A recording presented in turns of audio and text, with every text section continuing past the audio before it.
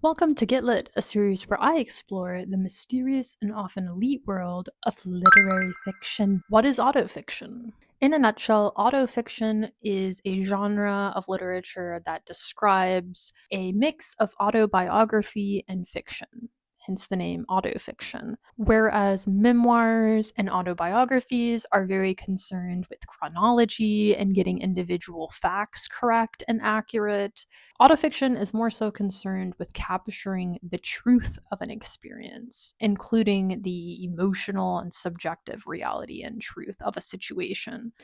Autofiction often explores subjects like memory, trauma, and even can have a pretty big emphasis on sort of the more mundane aspects of life. Some autofiction is pretty big on talking about the act of writing and sort of the parallels between the writing process and sort of the process of life.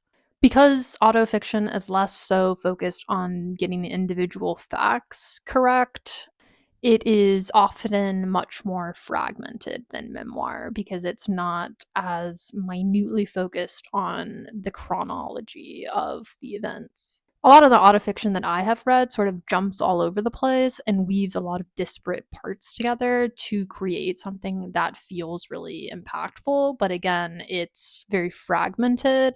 But in many ways, it sort of mirrors the process of thought and how we don't have experiences in vacuums. We experience things, and it brings up a lot of other emotions and thoughts and connections.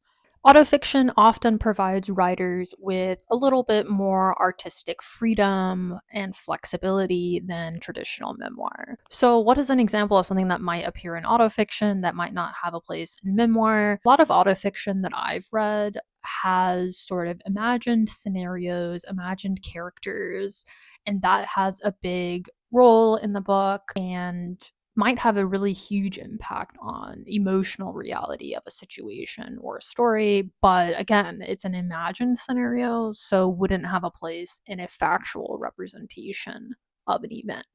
I find the name to be a little bit of a misnomer. It's not fiction. Like the way that autofiction sounds, it just sounds like, oh, it's just like completely made up, which is not true, right? In some ways, it's a sort of hybrid form, a mix of a novel, an essay, and a memoir. Another way to think of it is it's not a strictly factual account. There's some element of creative play. I think what autofiction sort of brings up is sort of how we think and how we connect events and how what we feel like, what is truth, what is reality, is it a series of